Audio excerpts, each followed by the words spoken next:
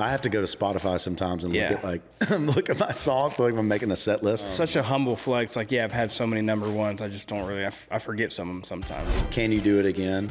Is this just luck? Kind of start with the guitar at 14. It's like, because I realized, oh, girls like guys that play guitar. I fell in love with biology, I think, just honestly, because I loved how the way of life of how I grew up. My biggest passion is conservation, is just making sure I'm embracing life to its fullest. I'm Dustin Lynch, and you're watching Like a Farmer. Hey y'all, it's Pat with Like a Farmer. Welcome to another episode powered by Ag American Media. As always, every single Wednesday. If you're not tired of seeing my face, you can find us on YouTube, listen to us on wherever you're listening to your audio podcast. Today, yes, the man, the myth, the legend, the dude that's been doing country music forever, it seems like, and just killing it. 10 number ones, Dustin Lynch. Dustin. Hey. You have no idea how excited I am to have. I mean, you probably could just do the whole show. Let's go, brother. The country musicians that have been on this show, and it's like, it's so cool. People that have been doing it for a long time. The new people getting into the genre, which I'm excited to get your take and talk about that today. Mm-hmm. But 10 number ones, that is fucking huge. Thank you. I mean, and which is also new, you have residency in Vegas at the Wynn, which I just heard this is the first time the Wynn has had a country musician do a residency there. Yeah, we stumbled into one there. That alone is one of the main reasons why we started this show. Is there is a lifestyle here: cowboy boots, cowboy hats, pickup trucks, listening to country music. And it's not the 60 million of people in rural America that do that every single day. It's the other people that are like, damn, I kind of want to be in this lifestyle. Yeah. COVID helped that. Yellowstone helped that. And like, for sure. It's so cool because you've gotten to see it for how long? Like, when would you say you started in like true country music? Like, you signed your first deal? What year? Yeah, I moved here out of high school, and I got started playing in the college bars here, which turned into frat parties, which turned into Lower Broadway. All that kind of cranked up about 05, 06.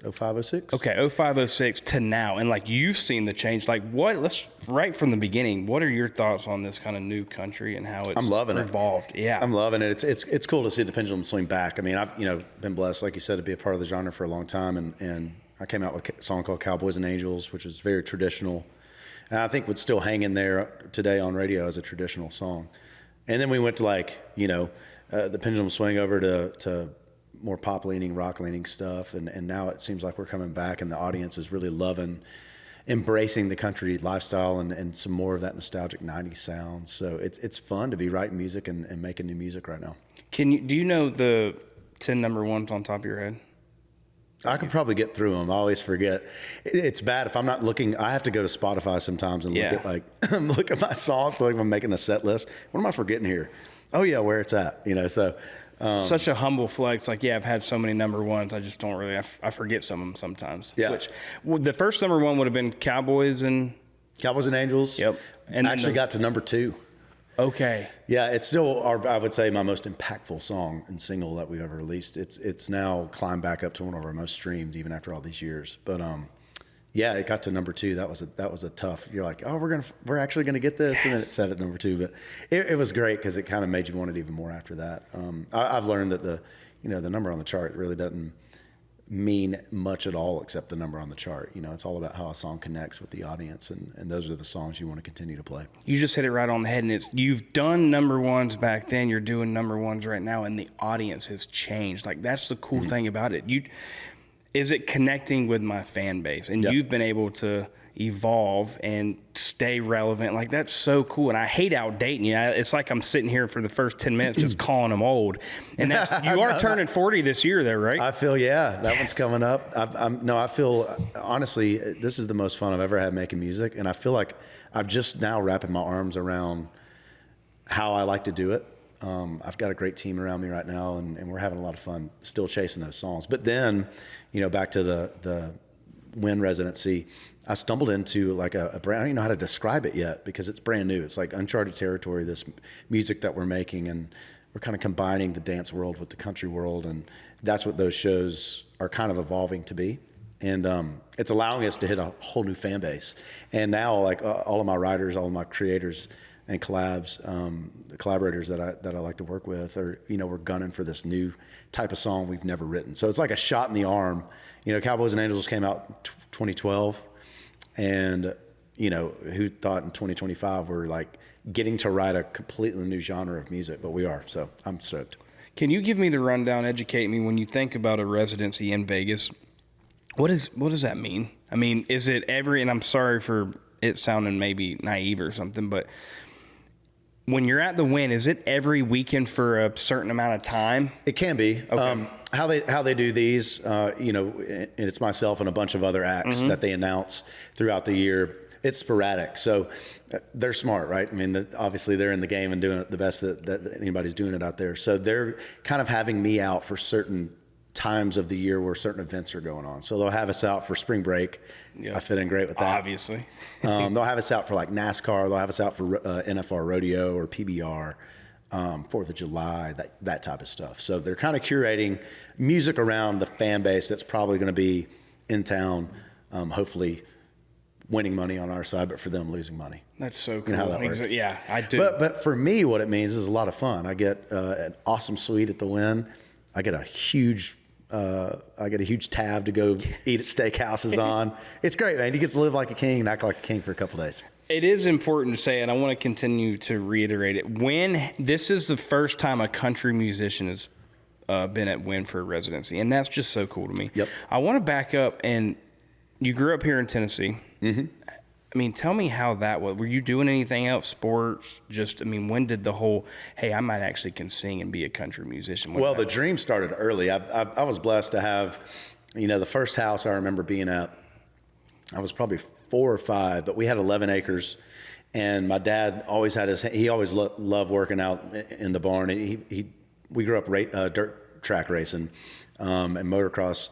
But he had a affinity for horses, so we always had 4 or 5 horses back there, and we would ride and do like some team rope and stuff. Team pin and stuff. And my first job was down the street, $5 an hour, and it's still there, believe it or not. They're Black Angus, and I don't know, he probably had 60 head or so, but that was my first job. So I would go help them do whatever. And that was kind of my first job. But as far as music goes, it was kind of like a combination of those things. It was me being in the shop with Dad with the racetrack and working on dirt bikes. You know, I've got the horses, that I can jump on and ride a little bit here and there. And then working with cattle down the street for $5 an hour. And all of that lifestyle was like the soundtrack that was playing. You know, as I'm working with Dad or we're out doing stuff in the barn, there was always country radio on. And it was early on where I'm like, these are my heroes, man. You know, it was George Strait, Alan Jackson, and, Garth Brooks and Alabama and that type of music that reminds me of being out there with him doing the fun stuff. Mm-hmm. And that's when I can remember going, I kind of want to do this music thing. So I finally made him get me a guitar. He got himself a guitar when I was 8. And that lasted about a month or 2 trying to learn it, got frustrated, went back to the dirt bike. And then I really picked it up again when I was 14. And I never looked back after that. You were like, okay, I'm going all in. Now, you went to college around here. Mm-hmm. Is that Lipscomb? Lipscomb, yeah. Okay. Yep. And was there ever an opportunity, and I love that, it's like you're born in Tennessee, you stayed in Tennessee, you've had a successful career in Tennessee. Was there ever any thought of like, I'm going to leave at any time? Or was it? Yeah, because I wanted to graduate and make my parents proud. And so I fell in love with biology, I think, just honestly, because I loved I loved the way of life of how I grew up, and I loved being outdoors. And I was like, well, I like animals and I like plants. Let's learn how these work. And then that kind of led into anatomy. I'm a huge outdoorsman. I love to hunt and fish. So that led to me dissecting things, which is kind of, maybe weird, but anatomy was cool. And getting to learn how the human body works. And so that I kind of fell into a path of pre-med, honestly. And then it was like, well, that's a pretty sweet life if I can become a surgeon and fix people. And, at least where I grew up, all the nice cars in the parking lot were doctors. So it was like, all right, let's do that. But music was doing its own thing too. And so it was one of those where I'm like, okay, I came to a crossroads. Do I continue on with this education and all this time and effort I've put into studying and taking the MCAT and I got accepted, into med school? Or do I do what my heart's telling me to do, and that's continue to write songs and go entertain? And I'm glad I went. I couldn't live with the what if, and I was already having so much fun and making some good money in college playing frat parties. it's hard to give that up to go study some more for 7 years. Yeah. I mean, was that kind of when you think about what you were doing for money outside, I mean, working in agriculture too, but you were playing frat parties, bars, just wherever you could go play. Yeah, in college it became, music, and then I was cutting grass. And that's what I was doing to pay rent. And we were talking earlier, like the Greek life scene and the wedding reception scene is awesome. It's cash money. There's not a lot of overhead back in the day. And it was fun. It was just great. It's like, I'm actually getting to party on college campus. I'm on stage in front of all these sorority girls, and you're paying me? Like, sign me up. Come on. As a 20-year-old, 21-year-old, what are you doing? Sign me up. What were you were singing covers for the most part? For the most part. What was your go-to cover song? Yeah, so at that point, Church was a big deal. Al Dean was popping. Darius Rucker had actually came into country music. He had some hits we would play a lot of. But then it's just the classics. Honestly, still the stuff that works today. If I went to Broadway tonight, I would probably play a lot of my list that I was playing back then. Those really haven't changed. It's like the standards, that get the country fans going. When I started coming to Broadway, I really had to dig back into the catalog because my mom and dad all pretty much just had radio on. So really my musical history started in the 90s. So I didn't really know of any, I mean, I knew who they were, but I didn't know really anything about Merle and Waylon and all these Cash and all these songs. So when I went to Broadway, you've got some country fans that are like, play me some Merle Haggard. So that was a fun learning process of all right, we're doing all this fun stuff for these college kids, but when I come to Nashville, it's a 60-year-old man getting mad at me because I don't know this B-side from a Merle Haggard album. It's like, let me dig into these things. Mm-hmm. And so the catalog just gets bigger and bigger and bigger. And that's what's so impressive about the musicians here in Nashville, I think, are just how big their encyclopedia of cover songs and songs that they can pull out of a hat are. You just hit Broadway in every single place. I mean, it's just really talented individuals every single bar. Yeah. It's one of my favorite things about Nashville. Before we dig too much into the music, I play a game on this show, okay? Okay. This game's called Give 'Em the Boot, presented by Tecovas. There we go. So what we do is you have your brand new pair of Tecovas right here. All right. There's 4 questions in this boot. You don't have to answer all of them. You can give one of them the boot. If you give one of them the boot, that means you got to answer the other one. The other 3? Yeah, be mindful. All right. And you don't have to give any of them the boot, to be honest with you. So I'll pull one by one here? Yep, one by one. Question number 1, give them the boot. All right. Favorite number 1 hit of mine?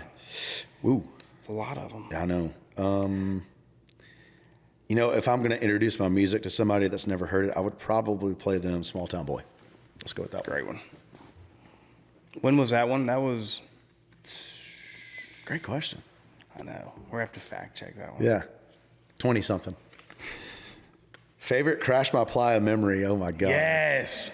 All right. So a couple of years back, Luke Bryan, the last night is very loose. And it's just kind of we make it up as we go. And I've been there every single year with him for 10 years.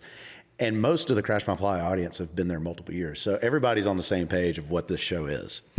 Well, Luke is kind of shoot from the hip trying to introduce me, and he's trying to be funny, and he just starts digging a hole, and it keeps getting deeper and worse and worse. And I'm on the side of the stage. He's introducing me to come out, and I'm on the side of the stage with his manager. And it got to the point where she and I are looking at each other like, dang, like he's burning me, Anyways, fast, so he feels bad. Media back here in the U.S. gets a hold of it and run with it. And, they start going down this road, making it look really bad because he said some pretty funny stuff. And so he goes, all right, you could introduce me next year. So I had the best roaster of all time, Jeff Ross, contacted him. Yes. I'm like, dude, we got to smoke Luke. And that's how I'm bringing out Luke Bryan next year at the show. So last year, in 2024, I got to start the festival, and Jeff Ross got to come out and roast Luke Bryan. It was the best memory ever. And dude, you can watch his face in the video, and a couple of them hit him hard. He didn't laugh too hard. So it's good. That's probably my favorite memory. All right, 2 to go. Here we go. Favorite country musician right now? Wow. Man. If I could pour a drink and sit around a fire and listen to anybody, it would be Chris Stapleton, I think. That'd probably be He's great, isn't he? That'd be the most I'd pay for a ticket right now. Yeah, that'd be unbelievable. Why do you say that? Just because, he came into the game. He's just so honest. It's like Chris Chris and I were working out of the same studio early days. And one of the reasons I wanted to go there is I love the way Dirk Bentley's records were sounding when I was in high school. And he was making them at this place called Station West. And I didn't realize that Chris was one of the offices in a building over there was kind of his storage unit. And he was in there, he'd come in there and write, but he'd store a lot of his guitars and his gear. He's a gearhead. And I just remember looking through all that gear and knowing Chris through the Steel Drivers. Is that the right name? Steel Drivers, I think, right? And then he had Jump Brothers.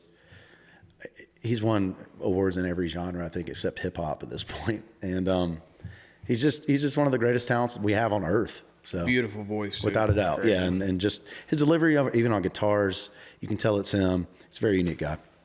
Well, I don't even have to boot this one, but let's do it. Favorite Bluebird Cafe memory. It's got to be the first night I moved here. 2003. I finally got rid of my mom and dad after they helped me move into the dorm. And I went straight to the Bluebird. The show had already started, but I watched from the sidewalk through the window. And that was just like, that's a core memory of like, wow, I'm finally in Nashville alone. What's next? How do I do this? And I just remember having all those thoughts and, reflecting on how do I get from out here on the sidewalk to that chair and play my songs one day. And this is when you were in college? Yeah, I'd already been to the Bluebird in high school for open mic stuff, but that was the first night I was solo in Nashville and dreaming big. At what point, step back, very beginning, like, hey, I actually think I really can do this? Was there like a core thing that happened, whether it was a sold out venue or something that signed a deal? Like, what happened that said, okay, I'm going to keep doing this? I think there's levels to that. First off, it's like, when I was telling you this earlier, kind of started with the guitar at 14. It's like, because I realized, girls like guys that play guitar at parties. So I've made it. And then you get to Nashville and you go, okay, how do I do this? And you start watching and you go, oh, wow, this bar actually booked me. My first gig was at 10 Roof to Mumbrian on a Monday. I mean, the lowest of lows. Yeah. If there's like a bad time to play, it's Monday. A Monday night, like what kind of crowd's there? But they thought I could bring some Lipscomb kids down there, and we did, and we grew that to Tuesday, Wednesday, Thursday, then we have a weekend slot. So there's levels to, I think, all of these things for us. I think my coming up in Nashville is very kind of a I don't know, lack of better terms, like a blue collar way to do it. Just knock on doors and keep climbing the ladder little by little. There was no like big moment of, this happened, or, now with social media, you can pop overnight, which is awesome. Back then it was like, you just got to put your time in and get the chops and get the reps. And I think that's kind of helped me out with my show today, and kind of why the pool situation's become what it is. And now our nightlife, in Vegas, the club set is what it is, just from years and years of learning those chops. So to answer your question, I think there's levels to it. I still like, even with Cowboys and Angels being a hit, like specifically that song, we were in Pacific Northwest, and we played a radio show, and it was the first time that my eardrums they were just like static because the crowd was so loud and excited for us to be on stage playing a song. And it's as far away as you can get from Tullahoma, Tennessee, where I grew up. And it was like, this is weird. Like, how do these people know me? One, they're singing back to you, and they're screaming at us like this is crazy. And so that was another level. But at the same time, can you do it again? Is this just luck? Was that just this one song? There's all these doubts us artists have, and I think still have. Like, that's why I love the game. It's you put out a record or you put out a song, and maybe it's the biggest thing of the year, but guess what? You start back at zero the next, and you got to do it again. It's a new season. So I think there's levels to I've made it. And now, like, I think the levels are more personal, about the personal journeys. Like, I've had 10 number ones.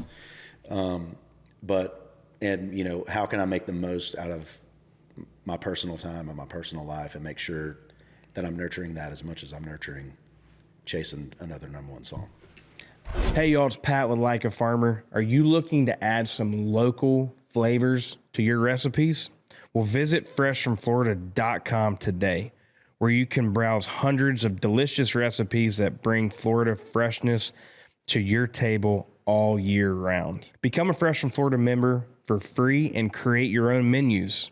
Save and send your favorite dishes and get exclusive access to monthly newsletters packed with fresh local recipes. I can promise you, you will be a favorite in your neighborhood. From the Florida fields to your fork, year-round freshness and flavor are just a logo away. Fresh from Florida, there's a sunshine in every bite. Hey y'all, today's episode is brought to you by Ag America, your go-to financial partner for all things agriculture. As the largest independent financial firm dedicated to rural America, Ag America is changing the game when it comes to ag lending and leveling up finance options for farmers, ranchers, and landowners across the nation. And I'll let you know a little secret.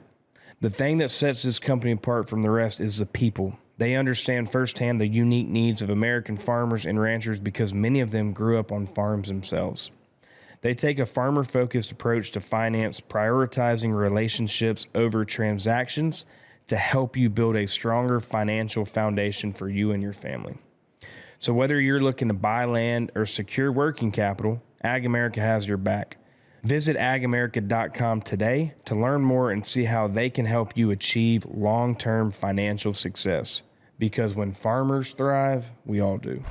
Staying relevant as long as you have, I think, is so underrated. And there's not a ton of people that do it. I mean, a Luke Bryan, a Jason Aldean, like the consumer is changing, the game, the brands are changing, like everything around you, the genre itself is changing. And I mean, I'm giving your flowers for staying so relevant because it's hard to do. On the number one songs and just in general, is it a majority of you writing these songs? I try like hell to write them, man. Yeah. I just, I always go back to one of the first times I got to meet Garth. And through the years watching interviews, always record the best songs you can, George Strait being one of them. Alan Jackson was able to write most of his, or all of his, I think.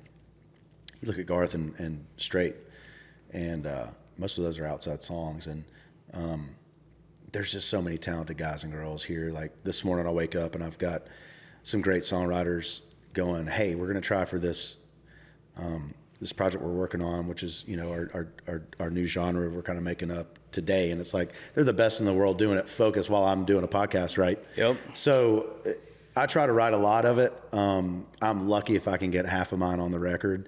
I'm the last one to vote for my songs because I'm always nervous. I like them because they're mine. Biased, yeah. Yeah, and so it's all, for me, it's always about the best song. And if we put out the best songs I can get my hands on, and I've done my work and put my hours in, I think we'll continue to have success, and I look for indicators along the way too of, I may like a song that I write or maybe a buddy of mine sends me, but then in a month or two, I find myself going, man, I haven't gone back to that song. It's probably an indicator that it's got a little burn on it. And it's not something that I want to hear over and over again. That is what a big hit is. It's people that they hear it, it piques their interest. They want to go, why do I like that? Who is that? And then they want to hear it over and over again. It becomes that thing they have to live with, and don't want to, they don't want to get rid of. And I think that's all the indicators I look for as you make a record and as we make songs throughout the year. The ones that you have written and continue to write, where do you go back to and grab that type of material from? Whether it's working in agriculture, growing up, whatever it is, like where do you go back and write your songs? It's crazy, still a lot of my inspiration comes from the high school years growing up in Tullahoma and like all those firsts, whether it's, first relationships or, first big party or first time hanging out too late. But now like having a farm in Tennessee and getting to live out there and work out there, I find a lot of my creativity coming from that part of life too. So I think it's a good mix. And I do better creatively when I'm traveling at the same time, even though like inspiration comes from me kind of being home. I think lyrically, I do a little bit better in my lyric bank whenever I'm traveling around and on tour, because we get to see so many landscapes and different walks of life and the way people are doing life. And in the course of a tour, we're hitting all these big cities, but we're still able to hit these fairs and pass through these small towns and the fabric of what makes, this country run. And all of that scenery and all of, just all of those scenes is kind of what I draw from lyrically. Dude, it's constant. I mean, think about the festivals that you've done. You've gone on the road with Luke Bryan, major players. You were on the road when Florida Georgia Line was still Florida Georgia Line. Yep. I mean, you at have the top of their seen game, at the top of their game. Mm-hmm. I mean, you've seen it change. Without a doubt, yeah. And I look forward to being on tour is fun, especially if you get to go out on a big tour with friends or bring friends along. It's just a blast because there's so many memories to be made, and you get to learn. You make new friends along the way too. And it's like I said, it's the inspiration of being on the road. I don't think I always look at guys ahead of me. It's something I've learned through the years, and you look at guys that moved to town looking up to Kenny Chesney, Tim McGraw. These guys are still even artists older than them. You look at Tracy Lawrence still out there getting after it, and a lot of our '90s guys kind of becoming a mainstay at these big festivals again with that resurgence. And these guys have never stopped touring. They love it. It keeps them moving. It keeps them young. It keeps them vibrant. That's what I'm most excited about, is I'm blessed. I think I talk with my producer this a lot. It's like, man, it's scary making a new record, but if it all went away and we never had another hit, we still have enough hits. I think we could tour as long as I want to tour at this point, and still have fun doing it. And that's exciting. That's interesting that you say that, because you're spot on. I think it was Morgan that just announced Brooks and Dunn is going with him. Like the Tracy Lawrence, I mean, I saw him multiple times last year on Riley's tour. Like, why are they doing that? Is it because, I mean, obviously when they were in their prime, they were huge, but what's the drive to keep them going? I think just the fun of it. Can't be the money. I mean, no, it's not. It's not that. I think I always say, like, it's not the money. There's easier ways to get money in the world than going out and grinding shows every night. It's the happiness, I think, that people like bringing rooms and people. Like artists. I think we get addicted to people gathering and escaping reality together. And that's what drives us. At least that's what drives me. Mm-hmm. What was one of your favorite tours that you've been on? I mean, like I said, you've been well, on Luke, you mentioned Luke Bryan, and that was special. The first tour went so well, and this was when he was doing multiple nights at stadiums. I mean, he's at the level that right now Morgan and Luke Combs are. We were doing multiple nights at football stadiums, and it went so well that he asked me to come out again, and we ran it back 2 years in a row. So, like, that was really cool and unique because we got to know all of that band and crew so well, and doing multiple nights in a row at a stadium or wherever we were allows you not to have to pack up and roll, and you got to just hang out a lot. So he would set up a tent backstage, and I think most all of us in the band at that time were single. So if you have 2 nights in a city, a bunch of single dudes, and you're at the biggest show on the road, like, you're burning it down. It's absolutely. You're out there dogging around in the lawn. I mean, and that's the beautiful thing about a cowboy hat. I can take it off, put a ball cap on, and mosey around pretty easy. And it was just fun. You got to meet a lot of cool people. It was the biggest tour going, and to get to do 2 years with an artist and really make that bond and that lifelong friend was cool. What do you think about, this is why I love Dustin's on the show, because I can start from so far ago to now, and he's just an expert in all of it because he's been doing it for so damn long. The new musicians coming into the genre, I think, is cool as well, interesting. I think it's different. Like, what are your thoughts on, and not only the new musicians, but the new way of country music, promoting songs on TikTok and social media and having to be the best at it? I mean, what are your thoughts on that? It's wide open right now. I think it's awesome. At the same time, I can see how frustrating it can be for people. Because back in the day, you had to, like for myself, I had to make one village fall in love with me. And then we kind of picked a song, and you got to go, okay, here's our focus. Let's go. Hopefully the world likes this thing. I guess it's kind of the same, but now it's like, it's instant. And it's almost like you don't get that concerted effort. There's not this momentum. It's like you put it up and you hope for whatever reason, however that algorithm works, more people see it and it takes off. Do you know how it works? I don't think anyone does. Okay, I think I was just making sure, because I think if I did, I'd probably be doing it more. Yeah. I think it's just keep throwing stuff up, and hopefully something sticks and takes off for you. But I feel like I'm also in this like awkward place where I can't imagine myself doing a song and like staring in the camera and performing it like so it's kind of a different way. I mean, but it is what it is right now. Like that's the world we're in. Yeah, back in the day, it was like we just kind of played clubs and hope people like us. Yeah. But now you got to figure out. You got to go on TikTok and figure out like the new dancing trend. You should try that out. Think honestly. so? Yeah, I think you should do like the TikTok dancing. And, so you never know, man. I know. You never know. We'll see. I haven't found time in life to do that yet, but we'll see if it happens. Because I've been living vicariously through your social media lately, especially during Luke's party down in Mexico. That's easy to do. And like that. Did you have some FOMO? Major FOMO. Yeah. But the video of.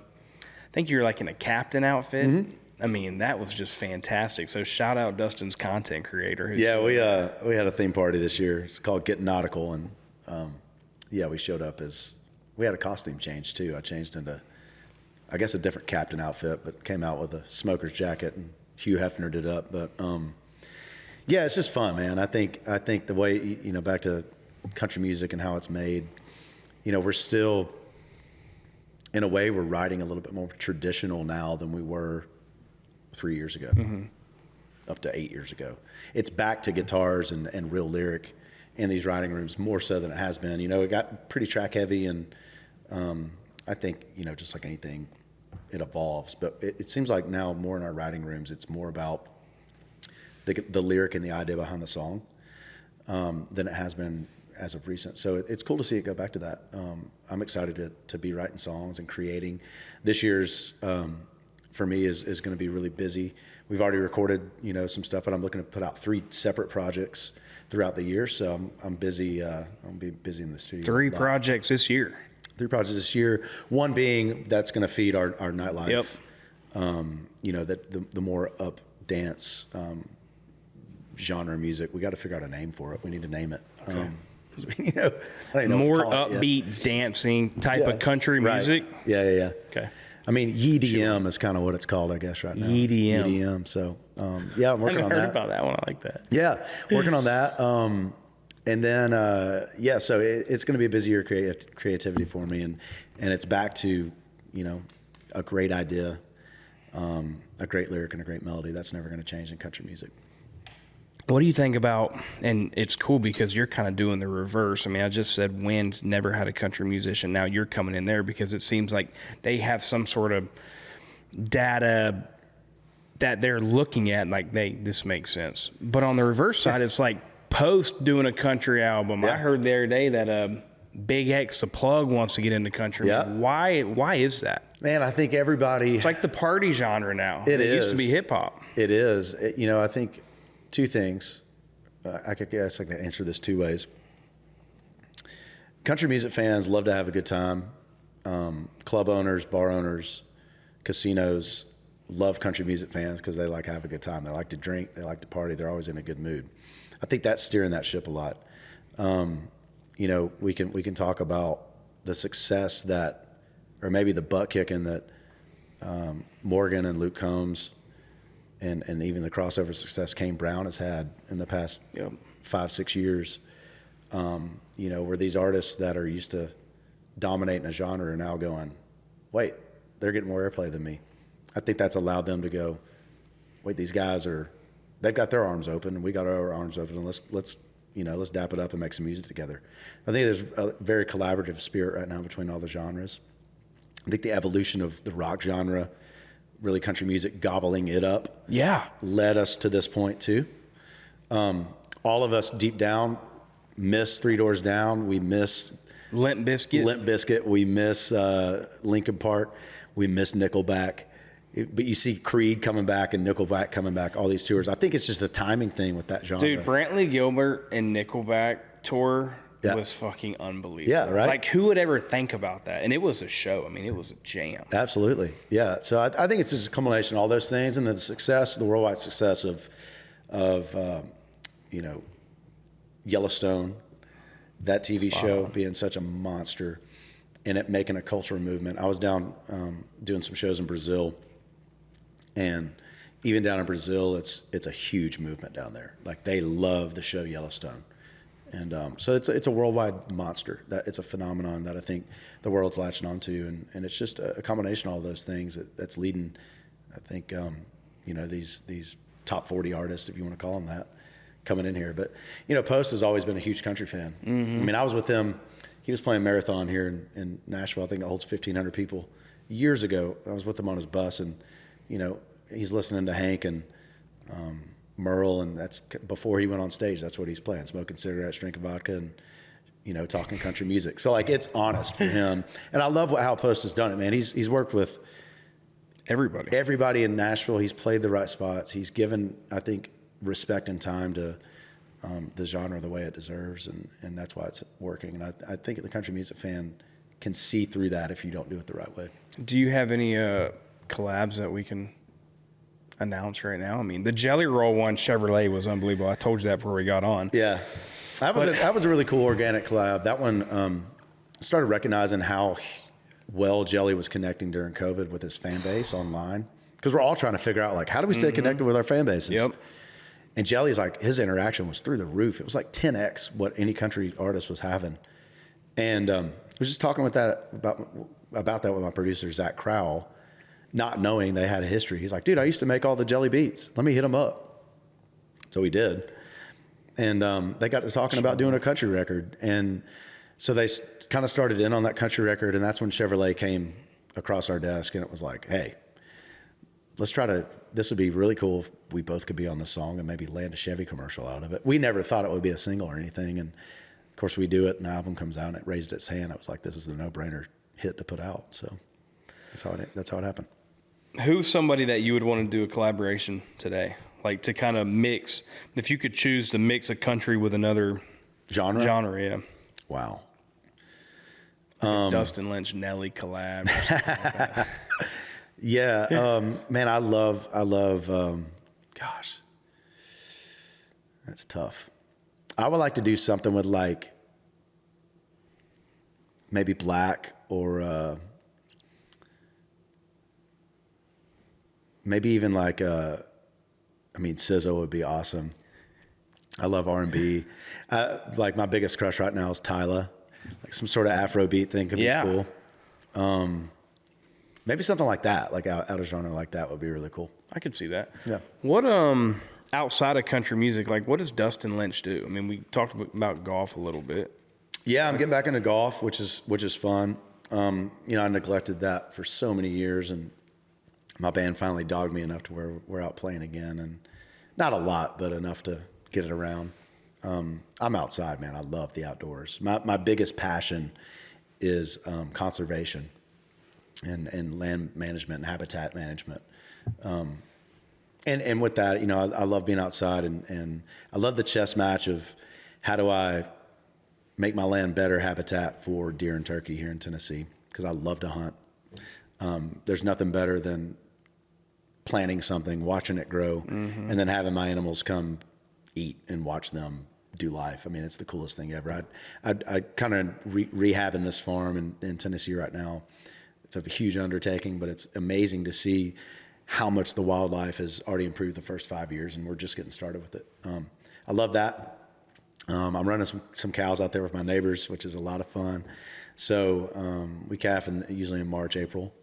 And that's just a hobby farm out there. Yeah. We're not looking to grow any sort of operation, but just farm to table, man. I think learning more and more about eating clean and preach, and shopping local.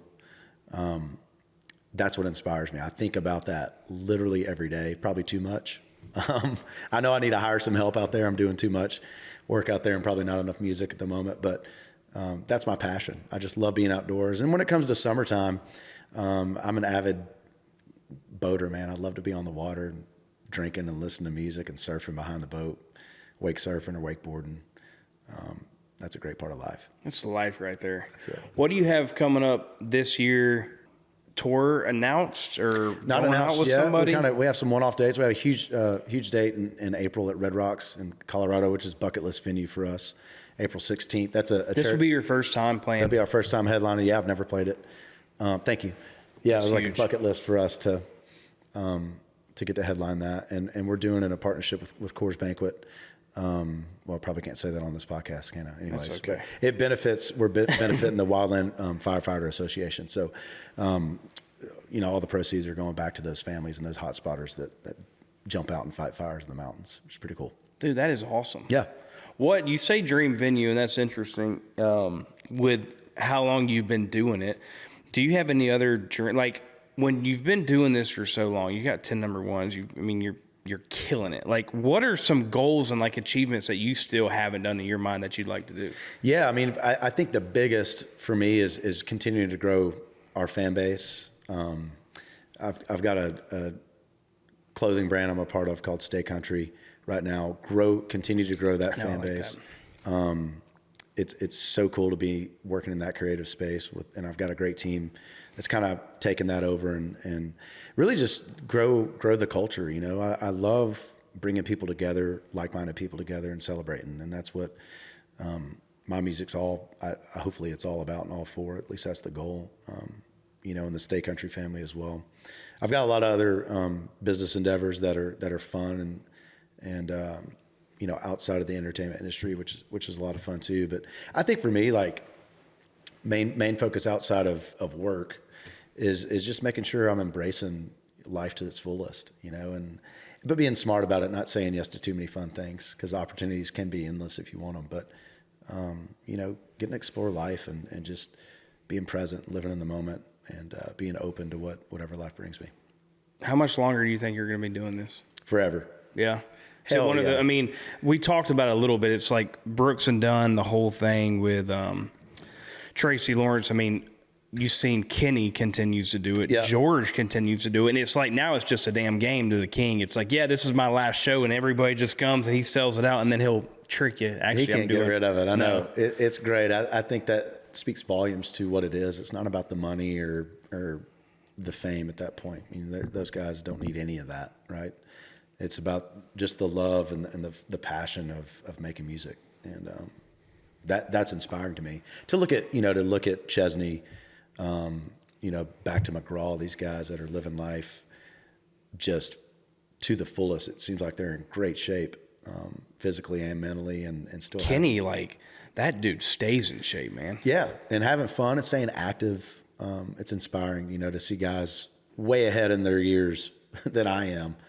And I've got those guys to look up to on, man, it's a lot of fun years ahead of us. I hope I you know, can stay healthy enough to do it as long as they are. Seems like it'll be a big year. 3 projects this year. 3 projects this year, another full year of touring. We really crank up, you know, after that Red Rock show, we'll crank up to pretty steady tour, probably through the end of the year. More announcements on that coming. But, you know, as the tours are rolling out, we're still getting our cities in a row and solid. But it's going to be a big year touring in North America for us. I'm excited to see it, man. I'm telling you, Dustin, I mean this. The 10 number ones, you doing this for as long as you've done it, like I can't stress this enough because I truly see it. I mean, I bring people on the show because I talk about this lifestyle, but it changes. It's more and more people wanting to get in this lifestyle.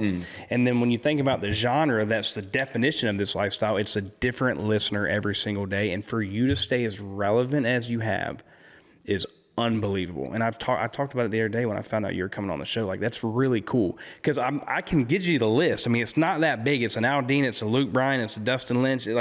It's not a huge list because some people, this genre is this right now. Yep. So I'm going to jump into it, but they might not be relevant in 5 years. Yeah, I think the rock and roll country might not be here. The pop country, like you've swerved around and you've just been yourself, and the different consumers every single year like your music. Like, that's unbelievable. I think for me, it's continuing to challenge myself, you know, and not getting complacent. And having the freedom to do so. Yep. You know, I don't have any excuse. I don't have a wife and kids or even a pet at the house. So, you have no pets? no pet. Well, I got a bunch of pets. They're just wild. They live. They live. You in the don't even have a wilderness. dog or anything? No, I was gonna get a bird dog, and my assistant begged me not to. She's got one, so I just borrow hers. Come on. We need to get Dustin a dog. We're going to make that happen. Maybe that's Road dog. Maybe that's this year's project. We'll see. There you go. I appreciate you coming on the show, Thank man. you for having me. This has been a blast. Thank you. Proud to see what you've done. I'm excited to see what you're going to do, and thank you again. Absolutely. Anytime. Let's run it back sometime. Absolutely. I'm going to see you on the road, too. And as always, thank you all for tuning in to another episode of Like a Farmer. Every single Wednesday, catch us on YouTube or wherever you listen to your audio podcast. Continue to like, comment, subscribe, share. Do whatever you got to do. to be like a farmer.